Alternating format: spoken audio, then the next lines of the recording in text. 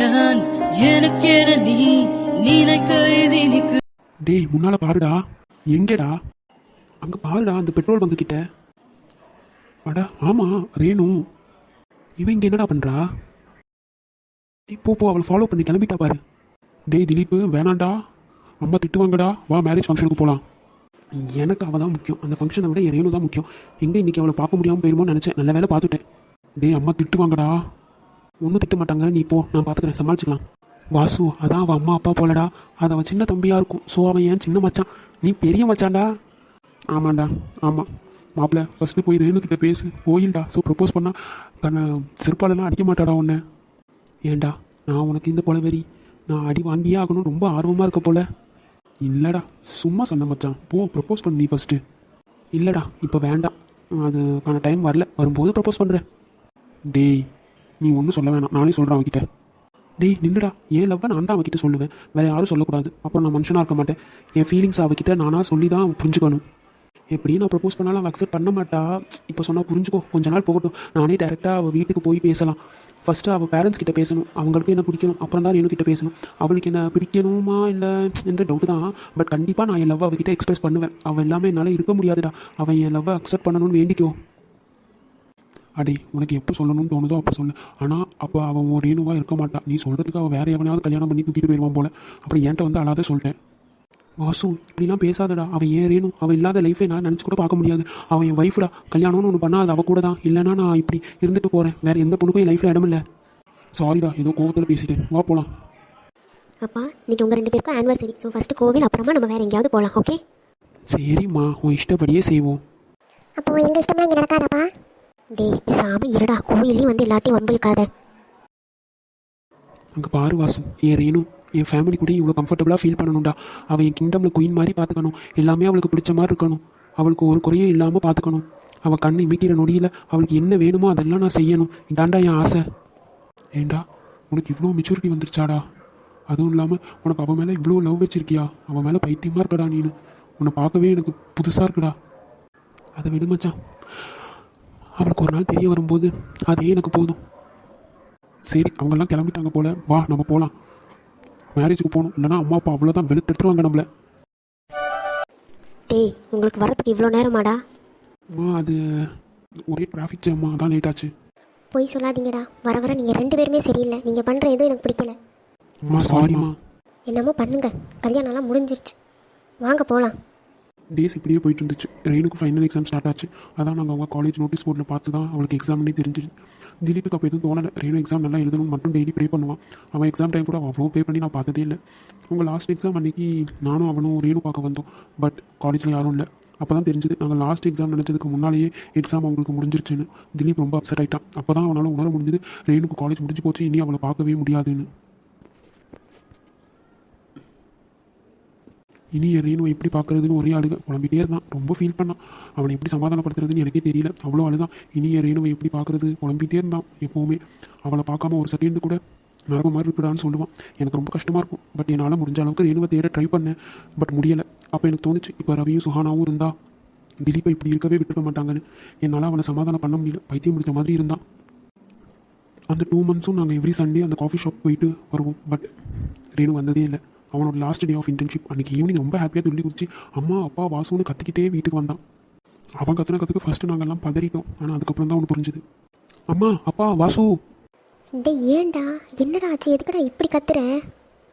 அதானே, என்னப்பா ஆச்சு? டே எதுவும் பிரச்சனையாடா? அம்மா இன்னைக்கு உன் பையன் ஒரு உயிரை காப்பாற்றிட்டு வந்திருக்கேம்மா. என்னடா சொல்கிறேன்? ஆமாம்மா, இன்றைக்கி ஒருத்தர் ஹார்ட் பேஷண்ட் எமர்ஜென்சின்னு ஹாஸ்பிட்டலில் அட்மிட் பண்ணாங்கம்மா. சீனியர் டாக்டர்ஸ் எல்லாருமே அவர் உயிரை காப்பாற்ற ரொம்ப கஷ்டம்னு சொன்னாங்க. அந்த பேஷண்ட்டோட ஒய்ஃபும் அவங்க டாக்டரும் ரொம்ப அழுதுட்டு இருந்தாங்க. அவங்க அழுத என்னால் பார்க்க முடியலம்மா.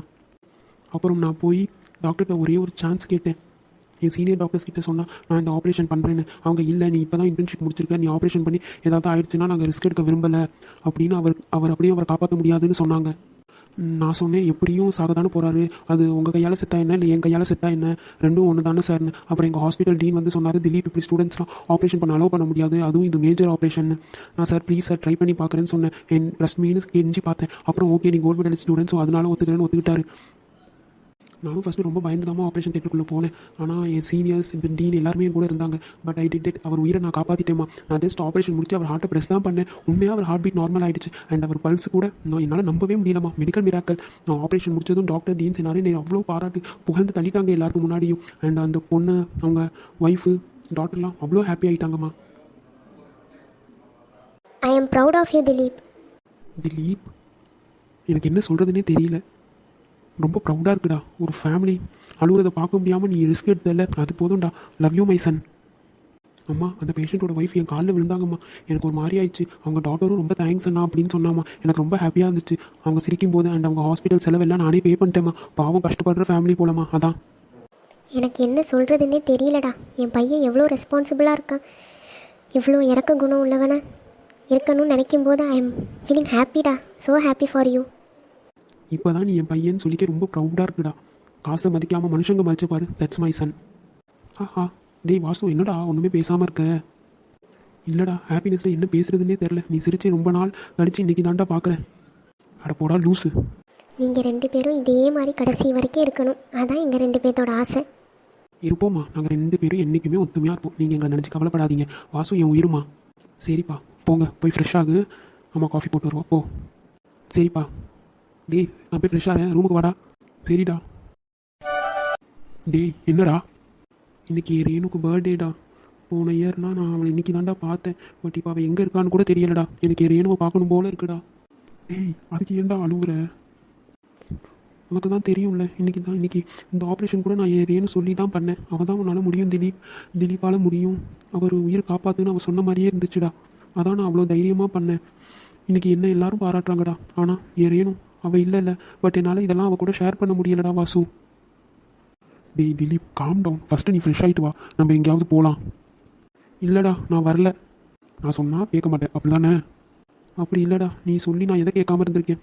சரி வெயிட் பண்ணு, நான் ஃப்ரெஷ் ஆகிட்டு வரேன். சரி, ஃப்ரெஷ் ஆகிட்டு வா, நம்ம முக்கியமான இடத்துக்கு போவோம். சரிடா வாசு.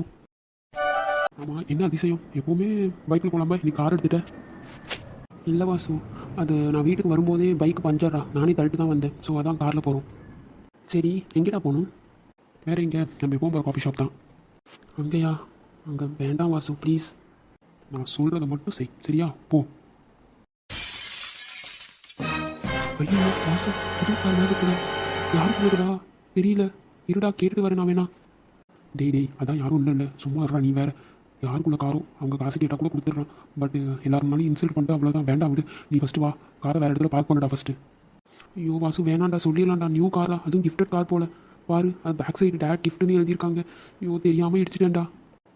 டேய், ஃபஸ்ட்டு காரை வேறு இடத்துல பார்க் பண்ணுன்னு சொன்னேன். சரிடா. என்ன மூஞ்சில் 1000 வாட்ஸ் பல்பு பிரைட்டாக எரியுது? டேய் சும்மா இருடா. அங்கே பாரா, அந்த கார்னர் டேபிளில் யார் இருக்கான்னு. அட ரேணு. ஓ இதுதானா? 1000 வாட் பல்ப் எரியுது. ரேணு வாசு, ரேணுடா. ஐயோ செமையாக இருக்காங்க என் பொண்டாட்டி. ஹாப்பி பர்த்டே, லவ் யூடி ஸ்வீட் பொண்டாட்டி. டேய், ஏன் முன்னாலே என் தங்கச்சி சைட் அடிக்கிறீ? இதெல்லாம் உனக்கு ஓவராக தெரில? தெரியலடா, என் பொண்டாட்டி நான் சைட் அடிக்கிறேன், உனக்கு என்ன?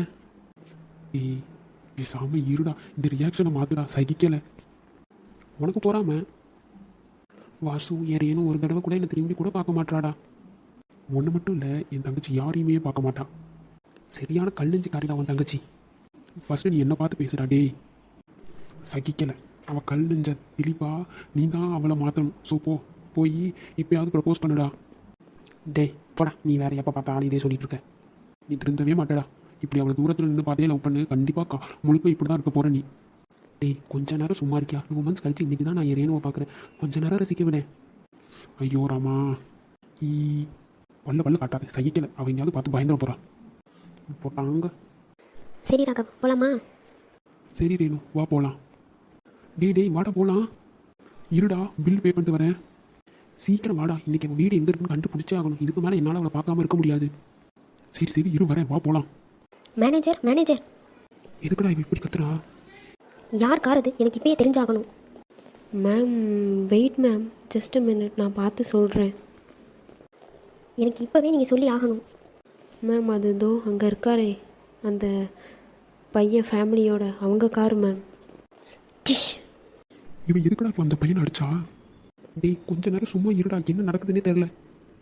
டேய், அறிவு இருக்காடா உனக்கு? என் காரை இப்படி டேமேஜ் பண்ணி வச்சிருக்க ஸ்டூபிட் ஃபெல்லோ. நியூ கார்டா, என் அப்பா எனக்கு ப்ரெசென்ட் பண்ணது இன்னைக்கு தான்டா வாங்கி கொடுத்தாரு. இப்படி டேமேஜ் பண்ணி வச்சிருக்க. To you have any sense? உனக்கெல்லாம் எவன்டா லைசன்ஸ் கொடுத்தான்? அக்கா, நான் பொய் சொல்லலக்கா. நான் எதுவுமே பண்ணலக்கா. இப்போ தான் நான் கார் பார்க் பண்ணேன். நான் பண்ணும்போதே உங்கள் கார் இப்படி தான்க்கா இருந்துச்சு. டேய், பொய் சொல்லாதடா. அக்கா, நான் ஏன்க்கா பொய் சொல்ல போகிறேன்? சத்தியமாக்கா. ஏய் ரேணு, விடுடி. பார், நீயும் அழுகுற, அவனும் அழுகுறான். பர்த்டே அதுவுமா அழுதுகிட்டு இருக்க. ஏ டார்லிங், பர்த்டே அன்னைக்கு இப்படி அழக்கூடாது. கண்ணத்தோட என் செல்லம் அழுதான் எனக்கு பிடிக்காது, தெரியும்ல உனக்கு. இல்லைடா, அப்பா வாங்கி கொடுத்ததுடா. இப்படி ஆயிடுச்சு, தெரிஞ்சா ரொம்ப கஷ்டப்படுவார். அப்பா கிட்ட நான் பேசிக்கிறேன், நீ வா போகலாம். கீர்த்தி ஒரு விஷயம் வெயிட் பண்ணிட்டு இருப்பாங்க, வா.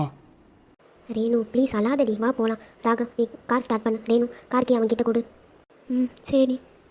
டேய் திலீப்பு, என் ரேணு அவள் பர்த்டே அதுமா நான் அழ வச்சுட்டேன்டா. டேய், நீ வேணும்னே வா பண்ண, தெரியாம தானே பண்ண, விடு. என் ரேணு அழுகுறாடா, அதுவும் என்னால் அழுகுறா, தாங்க முடியலடா. Dilip please cool down, car எடு. ரேணு வீடு கண்டுபிடிக்கணும்ல, வா. ம், சரிடா, வாடா போகலாம். டேய், யாருடா ஃபோனில்? வாசு, நான் இன்டர்ன்ஷிப் பண்ணுற ஹாஸ்பிட்டல் டீன்டா. அட்டன் பண்ணி பேசுடா. போடா, அப்புறம் ரேணுவை மிஸ் பண்ணிடுவேன். டேய், எதுவும் எமர்ஜென்சியாக இருக்க போகுதுடா, பேசுடா. 2 மினிட்ஸில் அவங்க ஒன்றும் அவ்வளோதான் போயிட மாட்டாங்க. இன்றைக்கும் மிஸ் பண்ணிட்டேன்டா அவளை. என் லைஃப் லாங் அவளை மிஸ் பண்ணிடுவேணும்னு பயமாக இருக்குது. டேய், அப்படிலாம் ஒன்றும் இல்லைடா, நீ மிஸ் பண்ண மாட்டேன். அவன் உன் ரேணுடா, உன் லவ் மேலே உனக்கு நம்பிக்கை இருக்குல்ல? இருக்குடா, நிறையா நம்பிக்கை இருக்குது. சரி, அப்புறம் என்ன சில்? ஆமாம், உன் டீன் என்ன சொன்னார்? நாளைக்கு ஹாஸ்பிட்டல் வர சொன்னாருடா.